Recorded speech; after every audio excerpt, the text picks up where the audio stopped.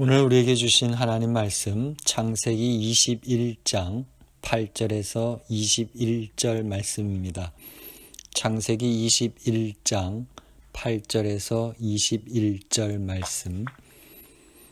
아기가 자라서 젖을 떼게 되었다. 이삭이 젖을 떼는 날에 아브라함이 큰 잔치를 벌였다. 그런데 살아가 보니 이집트 여인 하갈과 아브라함 사이에서 태어난 아들이 이삭을 놀리고 있었다. 사라가 아브라함에게 말하였다. 저 요종과 그 아들을 내보내십시오. 저 요종의 아들은 나의 아들 이삭과 유산을 나누어 가질 수 없습니다. 그러나 아브라함은 그 아들도 자기 아들이므로 이 일로 마음이 몹시 괴로웠다. 하나님이 그에게 말씀하셨다. 그 아들과 그 어머니인 여종의 일로 너무 걱정하지 말아라. 이삭에게 태어나는 사람이 너의 씨가 될 것이니 사라가 너에게 말한 대로 다 들어주어라. 그러나 여종에게서 난 아들도 너의 씨니 그 아들은 그 아들대로 내가 한 민족이 되게 하겠다. 다음날 아침에 일찍 아브라함은 먹거리 얼마와 물 한 가죽 부대를 가져다가 하갈에게 주었다. 그는 먹거리와 마실 물을 하갈의 어깨에 메어주고서 그를 아이와 함께 내보냈다. 하갈은 길을 나서서 브엘세바 빈들에서 정처 없이 헤매고 다녔다. 가죽 부대에 담아온 물이 다 떨어지니 하갈은 아이를 덤불 아래에 뉘어놓고서 아이가 죽어가는 꼴을 차마 볼 수가 없구나 하면서 화살 한바탕 거리만큼 떨어져서 주저앉았다. 그 여인은 아이 쪽을 바라보고 앉아서 소리를 내어 울었다. 하나님이 그 아이가 우는 소리를 들으셨다. 하늘에서 하나님의 천사가 하갈을 부르며 말하였다. 하갈아 어찌된 일이냐? 무서워하지 말아라. 아이가 저기에 누워서 우는 저 소리를 하나님이 들으셨다. 아이를 안아 일으키고 달래어라. 내가 저 아이에게 큰 민족이 나오게 하겠다. 하나님이 하갈의 눈을 밝히시니 하갈이 샘을 발견하고 가서 가죽 부대에 물을 담아다가 아이에게 먹였다. 그 아이가 자라는 동안에 하나님이 그 아이와 늘 함께 계시면서 돌보셨다. 그는 광야에 살면서 활을 쏘는 사람이 되었다. 그가 바란 광야에서 살 때 그의 어머니가 그에게 이집트 땅에 사는 여인을 데려가서 아내로 삼게 하였다. 이 시간 각자의 자리에서 예배 임하는 모든 교우님들에게 우리 주님의 은총과 평화가 함께 하시기를 빌며 축복합니다. 특별히 오늘이 Father's Day인데요. 모든 아버님들을 축복합니다. 주님이 맡겨주신 그 아버지 역할을 잘 감당할 수 있도록 주님께서 지혜와 용기를 주시길 빕니다. 또 지금 아버지 역할이 힘겨운 이들에게는 주님께서 특별히 위로해 주시기를 빕니다. 이 시간 옆에 계신 아버님들을 위해 격려와 감사의 박수를 한번 드려보십시다. 혹 아버님을 하늘나라에 이미 보내신 분들이 계실 텐데요. 하늘나라에 가신 아버님들을 생각하며 감사를 드립시다. 혹시 아버지를 생각하면 마음 아픈 분들에게는 아버지들의 아버지이신 하나님을 기억하고요. 위로를 얻으시길 빕니다. 여러분은 그 자녀들을 키우면서요. 우는 아이를 달래본 경험들이 있을 겁니다. 아직 미혼인 분들은 가까이서 그런 광경을 본 적이 있을 겁니다. 우는 아이를 달래는 이유를 살펴보면요. 여러 가지가 있겠지만 그 아이의 울음소리를 듣고서는 도와주지 않고서는 애간정이 타서요. 참을 수 없기 때문일 겁니다. 성서 일과를 따라 오늘 우리가 읽은 말씀은 집에서 쫓겨나 광야에서 헤매다 지친 하갈이 울 때 하나님께서 찾아가신 내용이죠. 하갈은 우리가 알고 있는 대로 아브라함에게 아들 이스마엘을 낳아준 여인입니다.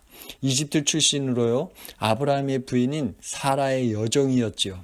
사라가 나이 많은 자신을 대신해서 자식을 얻고자 그 여종 하갈을 아브라함의 씨바지로 들어가게 합니다. 얼마 못 가서 하갈은 임신을 하게 되죠.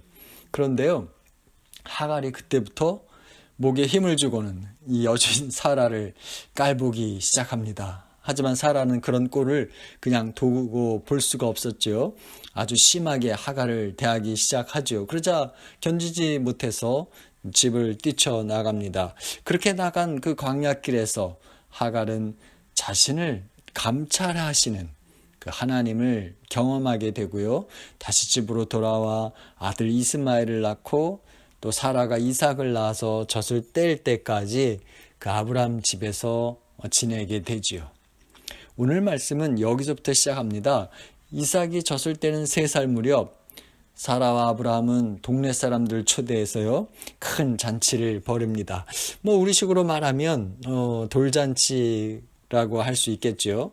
돌잔치 가서 보면 가족들 뿐만이 아니라 여러 손님들이 찾아오듯이요, 사라는 잔치에 온 사람들을 찾아가 반갑게 인사를 나누며 음식이 필요한 것이 없는지 아마 돌아보았던 것 같습니다. 그때 사라의 눈에 하갈의 아들 이스마엘이요, 그 어린 이삭을 데리고 장난치는 것을 보게 되죠. 그 순간 열이 확 오릅니다. 그래서 남편 아브라함에게 다가가서 당장 하갈과 이스마엘을 쫓아내주기를 요구하지요. 사라가 그런 이유는요, 하갈의 아들 이스마엘이 그 자기 아들 이삭을 희롱하는 게 못마땅해서라기보다는 앞으로 아브라함의 유산도 그 이스마엘과 나눠 가져야 한다는 것이 마뜩치 않았기 때문이었죠. 그래서 이스마엘이 더 크기 전에 쫓아버리려는 것입니다. 갑작스런 사라의 요구에 아브라함은 몹시 당황했고요, 고민하기 시작했습니다. 사라의 말을 따르려니까 그동안 정들과 함께 살던 하갈과 이스마엘이 눈에 걸렸기 때문이지요. 그렇다고 해서 그들을 그냥 집에 살게 하자니 아내 사라가 걸렸습니다. 이러지도 저러지도 못하고 끙끙대고 있을 때 하나님이 아브라함에게 찾아오시죠. 그리고는 아내 사라가 원하는 대라고 그렇게 하라고 말씀하십니다. 여기서 우리가 알아야 할 점은요, 이것이요, 하나님 보시기에 사라가 옳아서가 아니라는 겁니다. 또 하나님께서 그 하갈과 이스마엘을 냉대하라는 것도 아니죠. 거기에는요, 하나님의 계획이 있었기 때문이었습니다. 하나님은 아브라함과 사라에게 뿐만 아니라 그 하갈과 이스마엘에게도 계획을 갖고 있었기 때문이죠. 이 말씀은요, 오늘 우리를 위해서도 하나님은 당신의 계획을 갖고 있다는 것을 우리에게 알려줍니다. 그렇습니다. 하나님은 오늘도요, 우리를 위해 당신의 계획이 있고요, 그 계획을 따라 오늘도 우리를 인도해 주시는 줄 믿으시기 바랍니다. 사라의 요구에 골머리를 앓던 아브라함이요, 하나님의 말씀을 듣고는 어떻게 하죠? 곧장 따릅니다. 다음날 일찍 하갈에게 물과 먹을 것을 주고는 집을 내쫓습니다.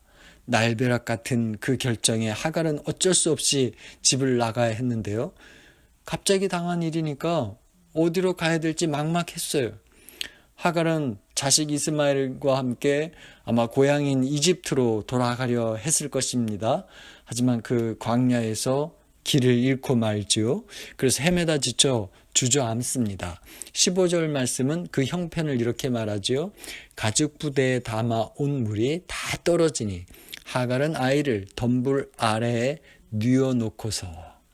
여러분, 여기서 가죽 부대에 담아온 물이 다 떨어졌다고 했는데요, 이 말은 이제 살 희망이 점점 사라지고 있다는 거예요. 하갈도 그렇겠지만요, 지금껏 그 부잣집에서 편하게 살았던 그 아들 이스마엘은 더더욱 견디기 힘들었을 겁니다. 결국 이스마엘은 쓰러지잖아요. 그러자 하갈은 그 아들 이스마엘이 이제 죽을 수도 있다 여기고는 그 떨기나무를 덤불 아래 두죠. 그리고 아들이 죽어가는 모습을 그 자리에서 지켜볼 수 없어서 저 멀리 떨어져서 그 아들을 바라봅니다. 그 순간 눈물이 나오기 시작하지요. 이내 목 놓아 울기 시작하는데요, 그 소리를 들은 이스마엘도 울기 시작합니다. 그렇게 흐느끼다가 하갈은 옛날 사라의 학대에 못 이겨 집을 뛰쳐나갔을 때 하나님이 찾아오셔서 하갈더러 다시 여주인 사라에게 돌아가라고 하신 말씀이 생각이 났어요. 그때 하나님은 아들을 낳으면 그 이름을 하나님이 들으신다는 뜻으로 이스마엘이라고 부르라 하셨고요, 또 그 큰 민족을 이루어 주겠나라 약속해 주셨잖아요. 그때 하신 그 하나님의 약속의 결과가 이거냐는 생각이 드니까요. 하나님 정말 너무 하신 것 아니냐는 그런 마음이 들었어요. 그래서 차라리 그때 나에게 아무런 말씀도 안 들려주셨더라면 내가 이렇게 억울하게 쫓겨나는 일은 안 당했을 것이라며 하나님 앞에 하소연하기 시작합니다. 이 시점에서 오늘 우리를 한번 생각해 보십시다. 오늘 저와 여러분을 울게 만드는 어려움은 무엇입니까? 나는 이것 때문에 이제 어쩔 수 없느라며 한탄하며 절망하는 어려움은 무엇이 있습니까? 그렇죠. 우리에게는 우리가 기대하지 못한 어려움들이 찾아옵니다. 지금 겪고 있는 코비드-19 사태만 보아도 그렇죠. 사실 눈에 보이지 않는 그 작은 바이러스가 중국을 넘어 온 세상을 이렇게 뒤덮을 줄 누가 상상이나 했겠어요. 바이러스의 위험 때문에 지금 석 달 가까이 바깥 추리를 삼킨 채 집에만 머물고 있잖아요. 다소 완화되었다 여기서 이제 경제활동이 시작되긴 했지만요. 여전히 우리는 바이러스에 대한 두려움이 있어요. 증상이 없는데도 전염되는 바이러스 때문에요. 방역 모델이 된 한국도 지금도 여전히 확진자가 생기고 있습니다. 그런데 말입니다. 문제는 우리에게 다가온 이런 어려움 때문에 걱정만 하다 보면 두려움의 노예가 된다는 겁니다. 그렇게 되면 무력함에 빠져서요. 우리는요, 할 수 있는 것조차 못하게 됩니다. 그러니 이런 두려움이 우리를 흔들어 놓을 때마다 우리는 우리의 신음도 들으시는 하나님을 기억해야 하겠습니다. 그리고 그 하나님께 우리의 마음을 아뢰야 하겠습니다. 보십시오. 우는 하갈에게 하나님의 천사가 나타난 게 이때였잖아요. 천사는 하갈대로 이스마엘이 우는데 도대체 무슨 일이냐며 두려워 말라 하십니다. 나아가 하나님은 그 이스마엘의 소리를 들으셨으니 일으켜 세우라고 하시죠.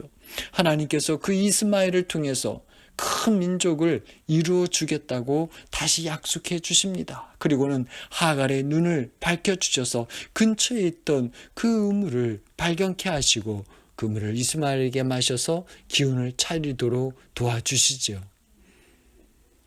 이 장면을 떠올리면서 우리 인생에 다가오는 어려움을 어떻게 지내고 있는지를 한번 생각해 보시길 바랍니다. 우리는요, 힘들고 아픈 일들이 오지 않을 때면 당연하다 여기죠. 그러다 고통을 만나면 내가 하나님을 믿는데 왜 이런 일이 나에게 오는지 불평을 하곤 합니다. 믿음의 사람 엘리야를 생각해 보세요.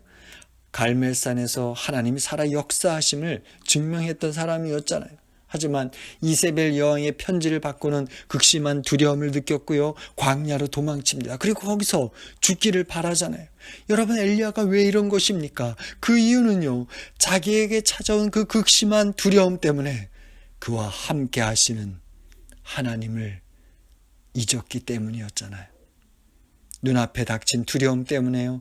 자기를 눈동자같이 지켜보시는 하나님을 기억하지 못했기 때문이었습니다. 여러분, 오늘 우리가 두려워하며 좌절하는 이유가 무엇입니까?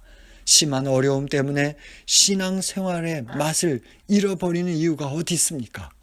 그것은요, 우리에게 다가온 어려움 때문에 우리의 기도를 들으시는 하나님을 인정하지 못하고 우리 삶에서 밀어낸 것 때문이 아니겠습니까?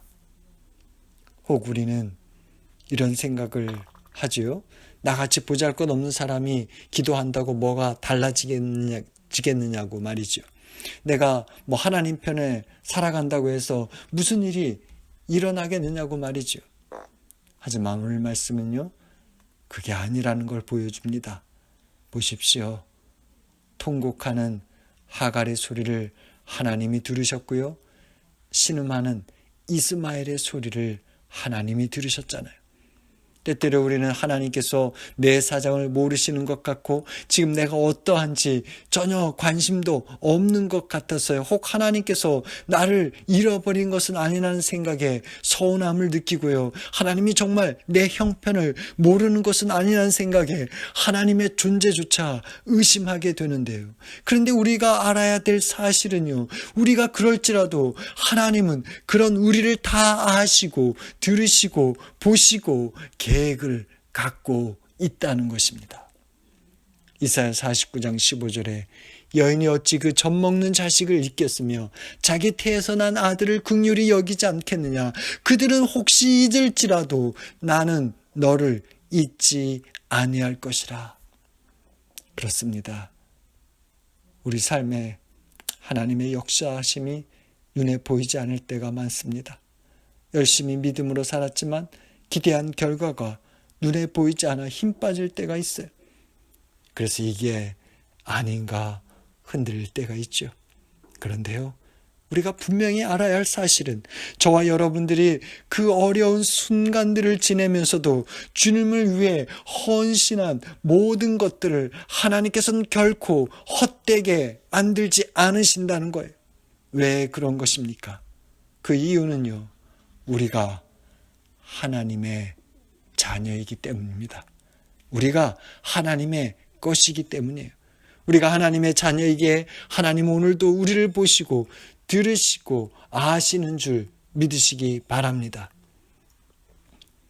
우리 가운데는 광야를 헤매다 지친 하갈처럼요, 어디로 가야 할지, 어떻게 살아야 될지 막막해서 탄식하는 분들이 있을 겁니다. 여러분이 혼자라고 여길 그때에도 성령은 말할 수 없는 탄식으로 여러분을 위해 친히 간구하심을 믿으시기 바랍니다.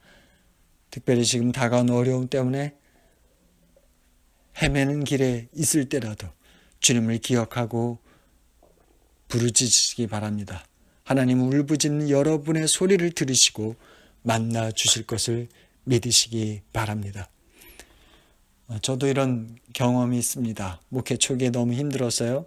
하나님께 엎드려 저를 사랑하는 것 맞냐며 울며 기도한 적이 있습니다. 그렇게 기도하고 있던 중 어느 날 저녁에요, 해질 무렵 교회 마당에 난 풀을 저는 호미로 뽑고 있었는데요. 그때 교회 마당에 동네 아이들 한 20명이 모여 놀고 있었죠. 그중에 5학년 여자아이가 제게 오더니 대뜸 이렇게 말하더라고요. 목사님 힘드시죠? 라고요. 그 순간 저는 제 마음을 들킨 것 같아 깜짝 놀랐습니다. 하지만 그 아이에게 힘들다고 말할 수 없잖아요. 그래서 괜찮다고 그랬더니 제 말이 떨어지자마자 이렇게 말하는 거예요. 목사님, 저 다 알아요. 목사님 사랑해요. 그러고는 뒤돌아가는데요. 그 아이의 말을 듣는 순간 숨이 막히더라고요. 왜냐하면 제게는 하나님께서 그 아이가 사랑한다라고 하는 그 말이요, 하나님이 제게 말씀하시는 소리로 들렸기 때문이었습니다. 그동안 저는 하나님께서 저의 힘들고 어려운 형편을 모르신다 여겼고 하나님이 나를 사랑하지 않는다 여겼는데요. 그런데 하나님은 그 아이를 통해 내가 너를 다 안다 하시고요, 사랑한다고 말씀하셨기 때문이었습니다. 나를 아시고 내 울부짖는 소리를 들으시는 하나님이심을 체험하니까 감격해서 목이 메이고 그러더라고요. 여러분들도 힘들 때마다 이런 경험들을 해보셨을 것입니다. 그렇습니다. 하나님께서 우리 사정을 모르시는 것 같지만요, 다 아세요. 때로 듣지 않는 것 같지만 다 들으십니다. 하나님의 역사하심이 보이지 않아 없는 것 같지만 함께 계십니다. 우리의 아픔을 아시고 보시고 우는 소리를 들으십니다. 그리고 당신의 때가 되면 하갈에게 역사하셨듯이 오늘도 우리에게 친히 일하시는 줄 믿으시기 바랍니다. 때로 인생을 살다 보면요, 한숨 쉬게 만들고 힘 빠지게 하는 일들을 만나곤 하죠. 그럴 때면 낙심하게 되는데요. 그런데 그럴 때마다 우는 하갈에게 찾아오셨듯이 오늘도 우리 신음소리를 들으시고 우리의 형편을 보시는 하나님을 기억하고 하나님 앞으로 나아가는 저와 여러분이 되길 바랍니다. 그래야 때마다 우리를 찾아와 내가 너를 잘 아노라, 울지 말라 위로해 주시고 일어나서 나와 함께 가자며 돌보아 주시는 하나님의 은혜를 체험하고 그 은혜로 살아가는 여러분 되시길 주님 이름으로 축원합니다. 기도합니다. 어려운 때마다 주님을 기억하고 부르짖는 기도를 들으시며 근심 중에 울부짖는 소리를 외면치 않으시고 들어주신 하나님, 이 시간 저희들 각자의 형편을 보시고 아시고 들으시사 돌보아 주옵소서. 이 시간 주님의 강하고 의로운 손으로 저희들을 붙잡아 주시고 저희들의 아프고 상한 마음을 위로해 주시며 병든 육체를 치료하여 주옵소서. 연약한 저희를 이곳에 부르시고 세우셨사오니 하나님의 능력으로 함께 하시사 감히 저희가 이룰 수 없는 일을 주님의 손 안에서 가능해지는 것을 체험할 수 있도록 복내려 주옵소서. 주님의 몸으로 흩어져서 각자 주어진 자리에서 살아가는 당신의 자녀들을 주님의 영광으로 채우시고 주님의 이름을 위하여 부흥케 하옵소서. 특별히 이 땅의 모든 아버님들을 기억하사 축복하여 주옵소서. 코비드-19로 고생하는 모든 이들을 격려해 주시고 속히 바이러스를 퇴치하는 길을 열어 주옵소서. 이 모든 말씀 주님의 이름으로 올려드립니다. 지금은 곤고한 삶으로 인해 울부짖는 저희들의 신음을 들으시고 우리의 형편과 존재를 보시고 역사하시는 하나님께서 복의 복을 내려 주시기를 원하며 하나님께서 강하고 의로운 손으로 날마다 지켜주시기를 원하며 하나님께서 은혜와 평강으로 돌보아 주시기를 우리 주 예수 그리스도 이름으로 간절히 축원합니다. 아멘.